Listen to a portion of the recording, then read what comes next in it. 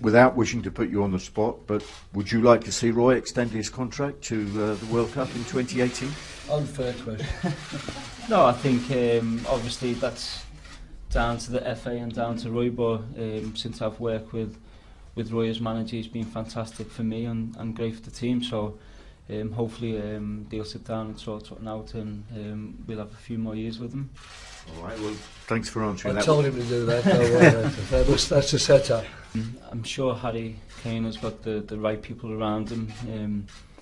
He's obviously gone a different route to which I did in terms of coming into the Premier League and having an impact. He's been out on loan a few times and gained his experience there and come back to Tottenham, and he's having a tremendous season. So yeah, if there's anything I can help him with, then he knows I'm here. I'll you know, answer any questions he wants to ask me. But at the minute he's doing fine in what he's doing. I'm sure he's got a good family and friends around him who can keep his feet on the ground, and if he keeps doing what he's doing, then I don't think he'll have any problems. I think first of all, the season he's had has been incredible really. His first year in the Premier League, and to score the goals he scored, and not only that, his performances have been excellent, so I think he fully deserved his call up to the squad. And you've seen over the last couple of days that if he gets a chance, he's a goal scorer, he can finish. So yeah, he's been excellent all season, and I think it's great for English football to have someone who's you know, scoring goals the way he is. You said when you took over you wanted to lead by example. You're doing just that. 6 in 6, I think, is your record. Have you enjoyed it? Have you learnt anything about yourself? And what can you say about the experience of being England captain?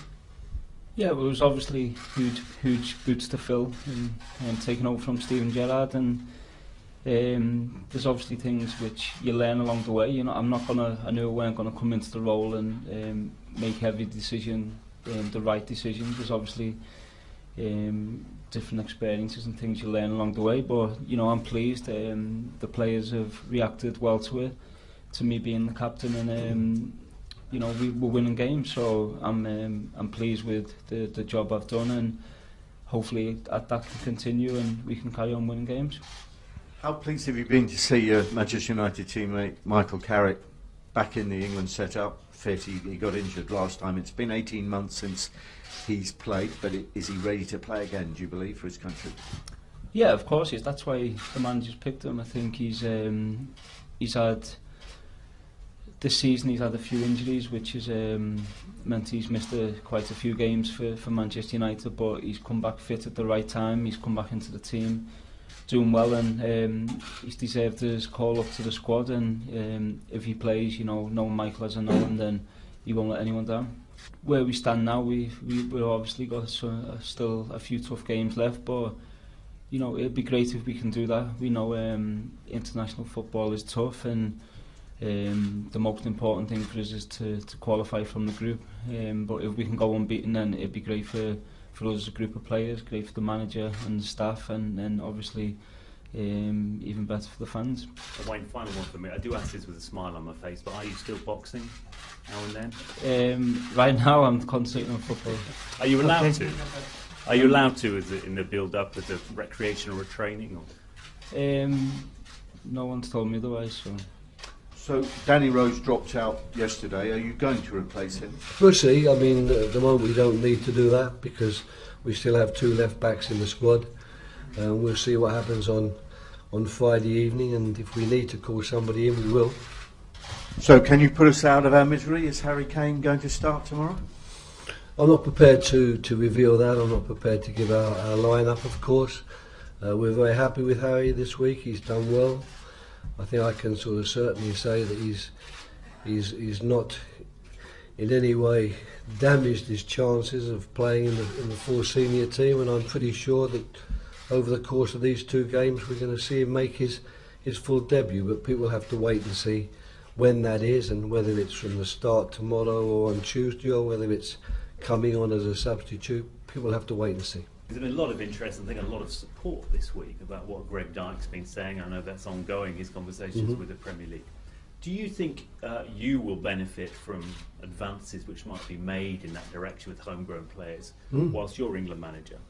I'd like to think so. I think I have already. Yeah.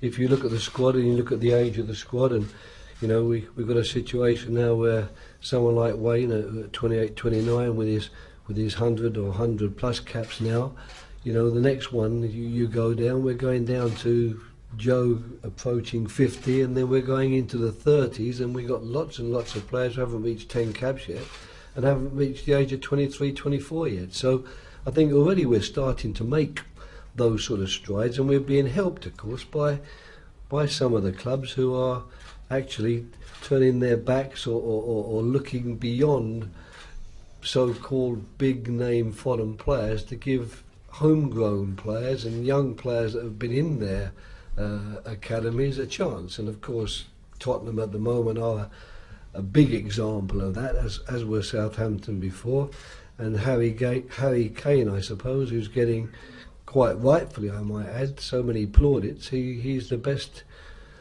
talisman for that. Are you happy with that kind of time frame? I know Yes. you seem fairly relaxed about it. Yes, absolutely. I mean, that's what we've been saying all along. You know, at the moment we've got an important task ahead of us.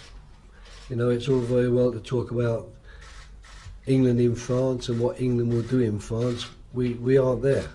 We've got 6 qualifiers still to play. We've got 6 matches still to win. That's a big enough task, a big enough challenge. I'm perfectly happy with that. Really, you know, what I've said all along when asked the question about my future is exactly what Greg has said. So it seems we're all singing off the same hymn sheet there.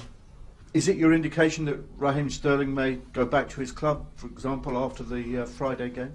We haven't decided upon that yet. I mean, Raheem is an obvious case. There's another one with James Milner, who's been playing for quite a long while now with a knee problem. Now both of them have done very well in training this week. You know, they played through it just like they've been playing through it with their clubs. But you know, there are people. Those 2 are 2 examples. There are others that we're going to have to take a very serious look at. And in Raheem's case in particular, you know, I think that he needs some specific treatment, and who knows, you know, maybe the time will be, if all goes well tomorrow night. We certainly have other players who can play in that position. He's the type of player that we might be able to say, well, for you personally, for the rest of the season, for our matches in June, the wise thing to do will be to let you go and give someone else a chance.